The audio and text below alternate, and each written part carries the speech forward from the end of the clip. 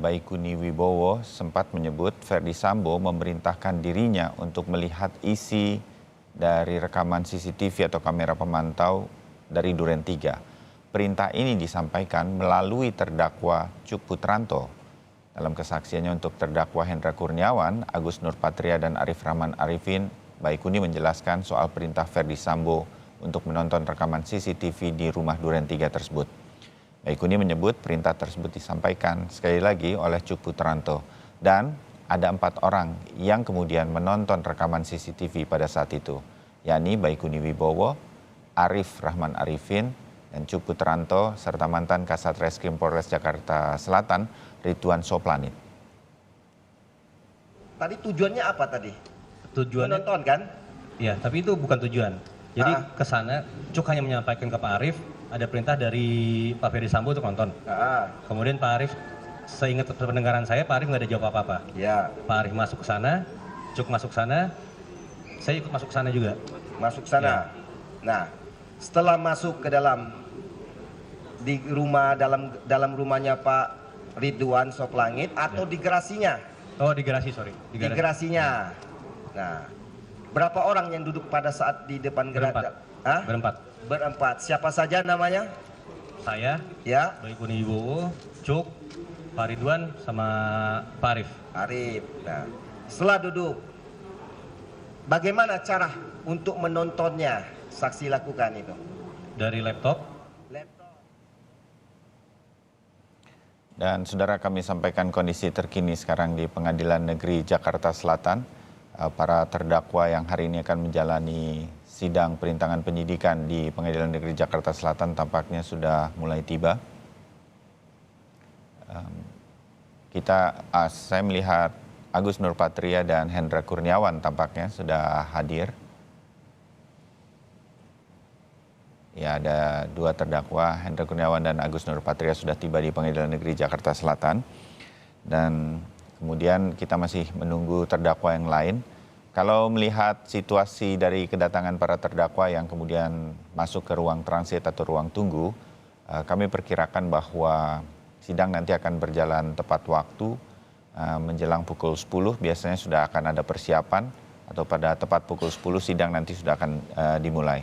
Tentu kami akan menunggu informasi lagi dari tim jurnalis Kompas TV di Pengadilan Negeri Jakarta Selatan, kehadiran para saksi dan juga saksi ahli yang akan dihadirkan oleh Jaksa Penuntut Umum. Mudah-mudahan semuanya juga bisa tiba tepat pada waktunya. Dan sidang perintangan penyidikan juga adalah sidang yang berlangsung cukup panjang dengan terdakwa yang cukup banyak. Buat sidang ini tentu nanti akan berlangsung cukup panjang tetapi harus tetap cepat. Nah, apalagi sebenarnya yang harus diungkap oleh Jaksa Penuntut Umum, begitu juga nanti dengan para kuasa hukum, para terdakwa yang mungkin berkesempatan untuk mengcounter apa yang dihadirkan oleh Jaksa Penuntut Umum untuk membuktikan dakwaannya. Kami hadirkan narasumber pada pagi hari ini untuk mengantar kita menuju ke jalannya sidang obstruction of justice pada hari ini. Ada pakar hukum pidana Heri Firmansyah, juga bergabung kuasa hukum terdakwa dari Hendra Kurniawan dan Agus Nurpatria. Koreksi saya Bung Raditya Yosodiningrat kalau ada yang kurang termasuk sebetulnya. Tapi hari ini tidak hadir Irfan Widianto ya, juga besok sidangnya Irfan. Iya, baru besok. Terima kasih Bung Radit, dan juga ada kuasa hukum dari Arif Rahman Arifin, Baikuni Wibowo, Junaidi Saibi. Bung Junaidi, selamat pagi, salam sehat untuk kita semua.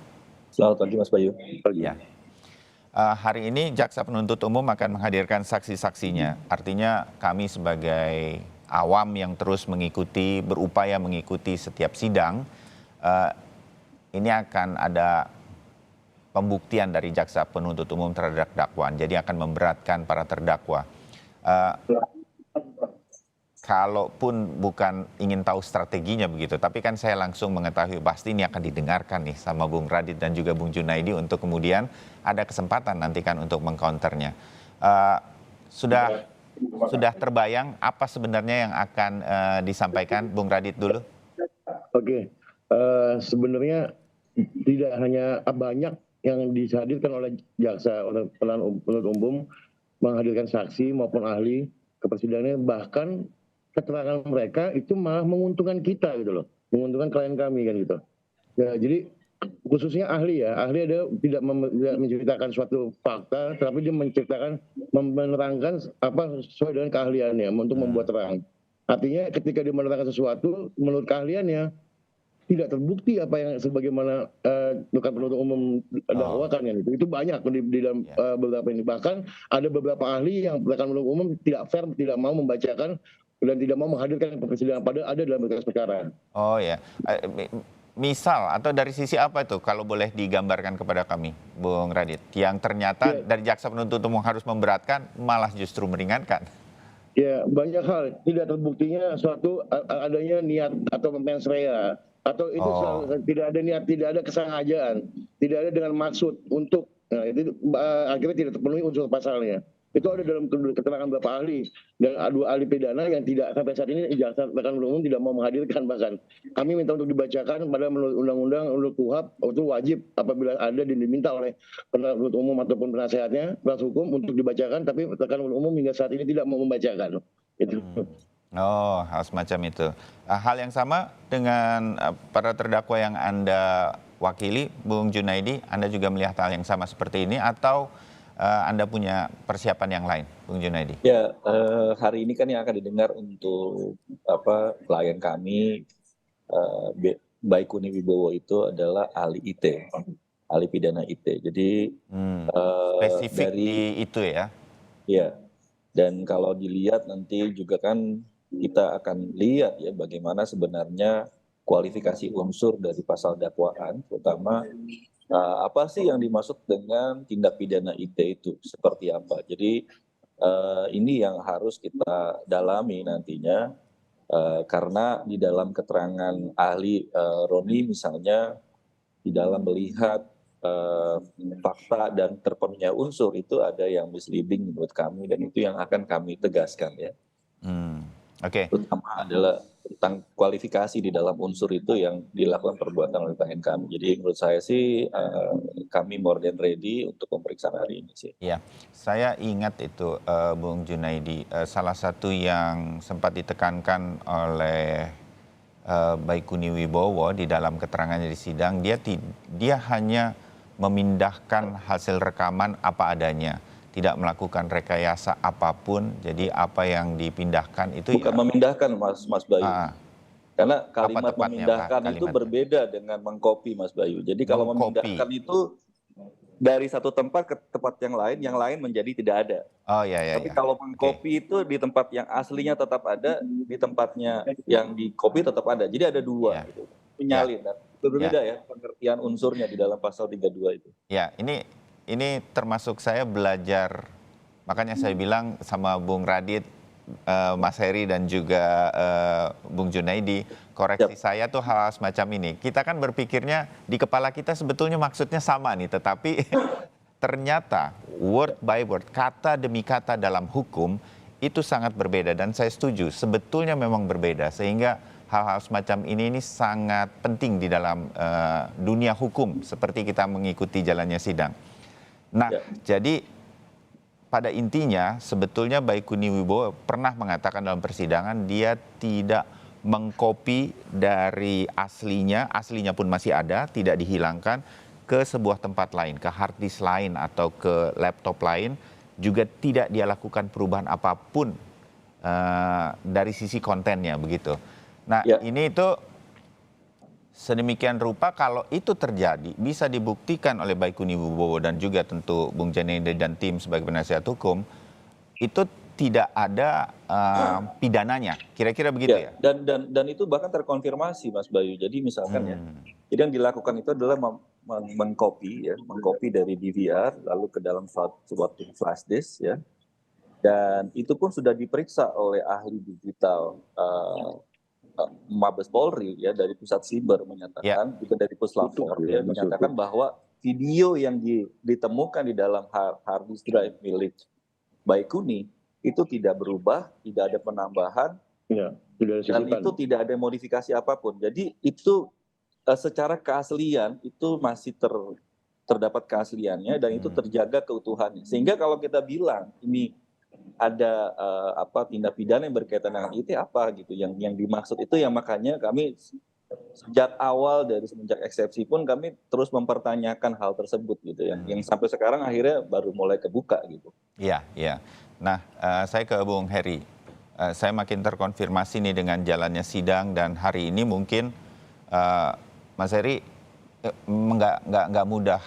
Tentu ini harus jeli sejak awal. Kayaknya kita pernah bicara juga kan, Mas Heri, berkaitan dengan kalau sudah jadi masuk dalam persidangan, dakwaannya itu mesti kuat sekali sedemikian rupa sehingga nanti sulit dibantah oleh terdakwa, oleh kuasa hukum sekalipun begitu. Tapi dalam kasus misalnya Hendra Kurniawan,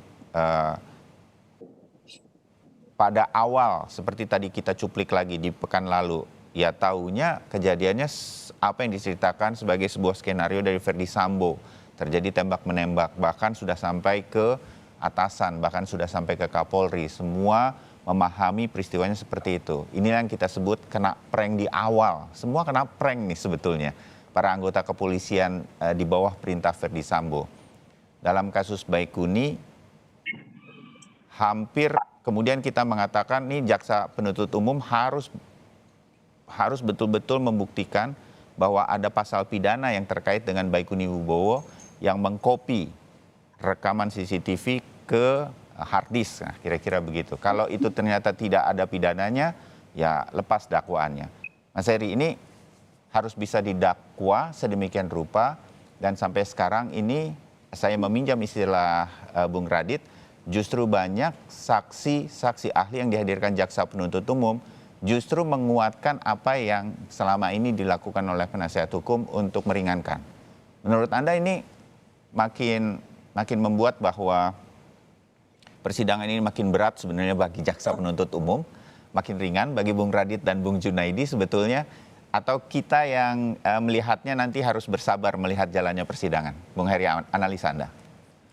Ya, begini Mas Bayu, bahwa dalam hal pembuktian, pembelaan itu kan pasti bisa masing-masing punya keyakinan dan juga punya tujuan ya, apa yang ingin dibuktikan dalam hal itu. Tentunya sebagai dasar dalam hal mengajukan tuntutan proses pidana itu kan di persidangan pasti adalah dilingkupi dengan dakwaan terlebih dahulu kan. Maka jaksa mengajukan dakwaan terkait dengan kemungkinan adanya tindak pidana yang terjadi, yang diyakini oleh jaksa.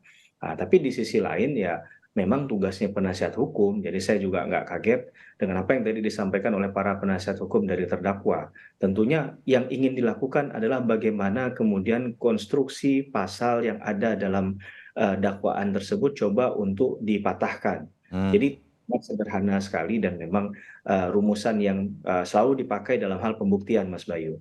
Nah, persoalannya apakah kemudian keterangan-keterangan tadi nanti akan jadi pertimbangan hakim atau tidak? Karena kalau kita lihat memang keterangan ahli ini kan masuk dalam ketentuan pasal 184 KUHP ya Mas Bayu ya. Selalu ulang terkait dengan 5 alat bukti yang sah, tapi dalam proses penegakan hukum pidana hanya dibutuhkan minimum 2 alat bukti. Nah, apakah nanti keterangan ahli yang dimaksudkan tadi itu akan jadi bahan pertimbangan atau tidak? Itu memang bagian yang tidak terbantahkan dari putusan hakim. Tapi hakim punya sekali lagi punya kewenangan, punya independensi dalam hal ini untuk mempertimbangkan atau tidak. Saya kali-kali diminta jadi keterangan ahli juga ada hal yang dipertimbangkan, ada yang tidak. Jadi memang ini akan jadi poin yang akan dilihat di sana. Dan dalam perkara ini kan sebenarnya kita sebagai masyarakat Indonesia nggak punya kepentingan apapun ya. Tapi kepentingan kita adalah begini, bahwa memang orang yang datang ke pengadilan itu adalah mencari keadilan. Itu disebut mereka adalah para pencari keadilan kan. Tapi di sisi lain kita juga perlu menyampaikan bahwa kasus ini kan sudah sangat populer lah, kalau kita boleh katakan begitu Mas Bayu ya. Banyak publik yang melihat kepada kasus ini, baik dari segi pembelaan, tuntutan nanti ke depan dan lain sebagainya. Sehingga yang perlu kita tekankan adalah bahwa dalam hal kasus ini ada 2 kepentingan hukum. Orang yang diberikan katakanlah perintah dari orang lain dalam konteks atasan, dan juga kepentingan hukum bagi negara dalam hal ini untuk hukum acara pidana kita ke depan.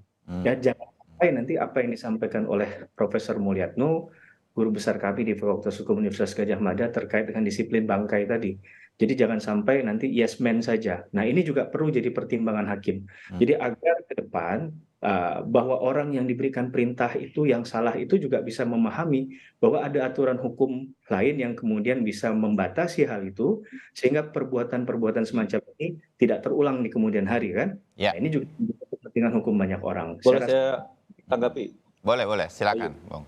Pertama tadi dari yang Mas Bayu sampaikan ya, kalau memang itu ada unsur yang tidak terpenuhi sehingga dakwaan tidak terbukti, bukan lepas Mas Bayu, tapi bebas.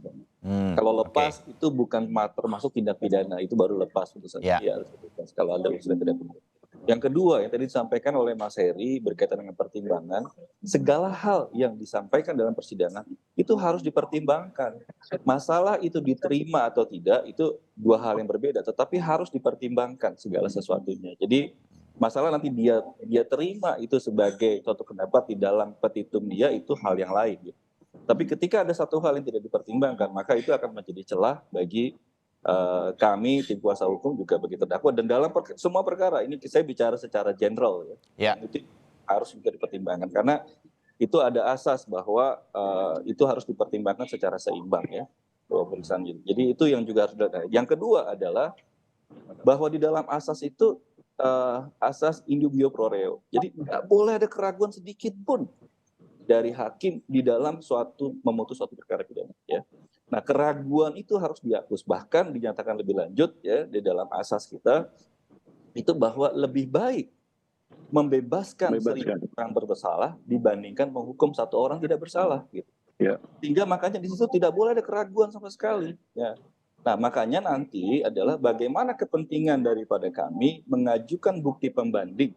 Kalau memang itu bukti yang diajukan sudah sejalan, maka yang kami sampaikan itu nanti akan ada ahli juga yang akan mendukung hal yang sama. Gitu. Ya, itu ya. Menguatkan, oke. Yang dalam kaitannya dengan perkara ini juga, ya, sebentar Mas Heri, sedikit lagi, satu lagi.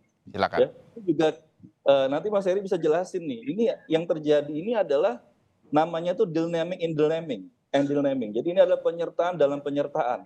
Itu ada teorinya lagi. Bagaimana caranya menghukum itu, ya, atau hukum dalam bersikap dalam kaitannya dengan penyertaan dalam penyertaan. Nah itu yang nanti akan kita lihat dalam persidangan berikut.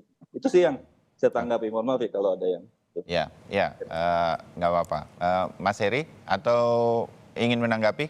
Saya boleh sedikit ya, bahwa terkait dengan pertimbangan kalau kita buka praktiknya. Kebetulan saya juga berpraktik Mas Bayu sebagai lawyer dan juga kadang minta ahli. Saya paham betul hal itu bahwa tidak semua juga apa yang disampaikan. Tadi poin kita di ahli kan, bahwa keterangan ahli itu pasti harus dipertimbangkan. Sekarang buka KUHAP, mana pasal yang menunjukkan bahwa harus ada kewajiban hal itu. Dan kalau hakim tidak mempertimbangkan, maka putusannya menjadi kemudian tidak menunjuk pada rasa keadilan masyarakat. Itu kan tidak ada.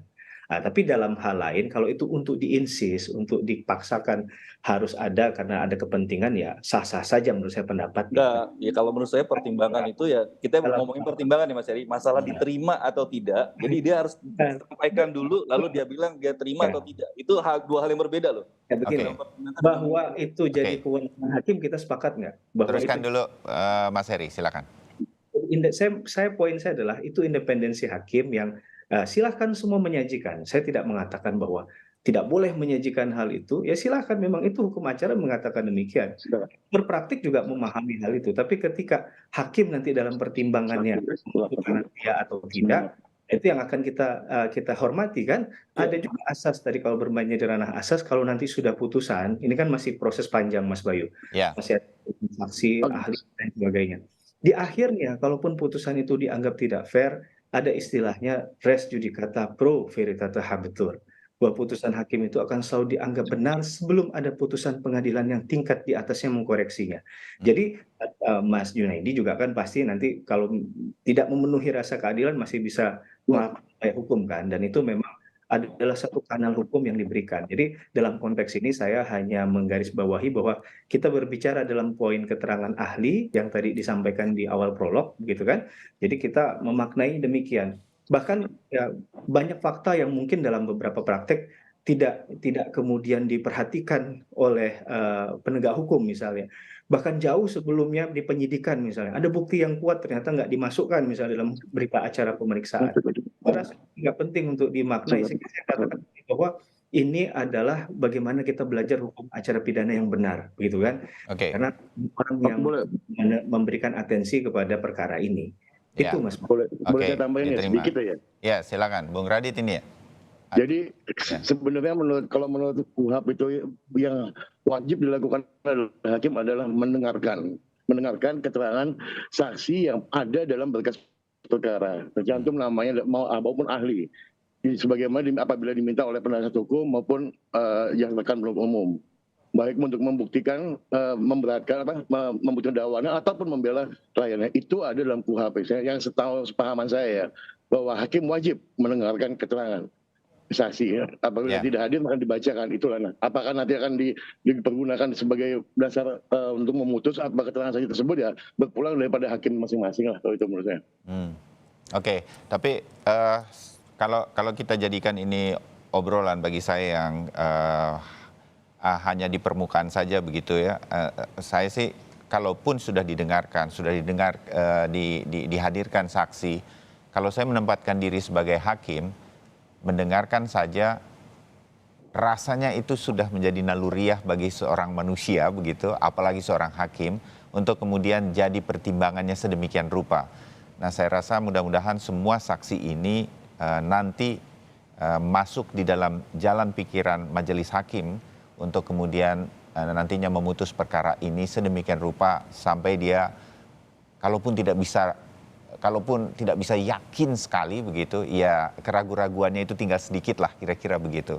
Itu harapan saya berkaitan dengan ini. Sayang Bung Junaidi, saya harus melepas Anda ya sebentar karena Anda sudah harus bertugas, tapi saya terima kasih sudah menyampaikan apa yang kemudian nanti akan hadir dari Baikuni Wibowo untuk mendengarkan saksi ahli dari Jaksa Penuntut Umum. Kita akan ikuti selanjutnya di persidangan. Kalau boleh terakhir Mas Bayu. Oh silakan, Bung Junaidi silakan. Saya tadi menyampaikan lagi yang disampaikan Bung Heri ya. Bung Heri mungkin perlu juga kita membaca Undang-Undang Kekuasaan Kehakiman ya.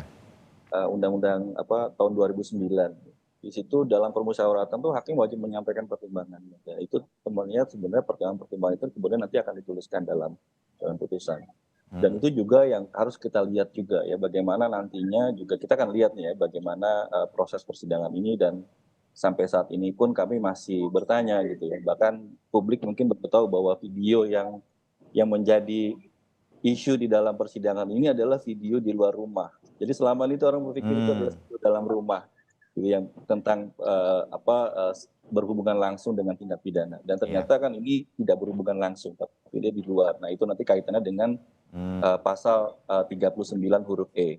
Dan nanti kita akan lihat juga bagaimana pasal 38 termasuk dalam admisibilitas suatu evidence yang harus diajukan. Nah itu juga menjadi bagian yang penting Mas Bayu dalam ini, dan ini menjadi ujian juga. Saya setuju sama Mas Heri, ujian bagi hukum acara pidana kita di dalam rangka perubahan. Itu jangan banyak hal yang harus kita perbaiki dalam perubahan gitu ya. Saya juga sebagai peneliti, sebagai dosen juga, pengajar juga, saya juga ini bagian dari cara saya juga untuk melakukan tulisan-tulisan, nanti melakukan kritik terhadap berjalannya hukum acara pidana dalam praktek yang kami lakukan beberapa waktu selama ini gitu. Itu yang bisa saya sampaikan. Terima kasih Mas Bayu, Mas Heri, Mas Adit, sampai jumpa di pengadilan. Mas Heri, kapan-kapan kita ngopi, udah lama nggak ngopi. Iya, ini teman. Mudah-mudahan. Selamat siang. Ya, semuanya yang terbaik untuk peradilan di Indonesia ini. Kalau tiga-tiganya tamu saya lawyer, saya mendengarkan yang nggak ngerti hukum tapi mendapatkan pengetahuan hukum dari Anda semua. Kok benar semua ini ya? Beginilah kalau narasumbernya lawyer semua. Oke, tetapi saya meyakini semuanya adalah niatan yang baik untuk peradilan kita ke depan. Kita belajar banyak dari kasus ini. Bung Junaidi, terima kasih. Saya pamitkan Anda. Kita ketemu lagi di diskusi yang lain. Mas Heri sama Bung Radit tetap bersama kami. Kami jeda sebentar.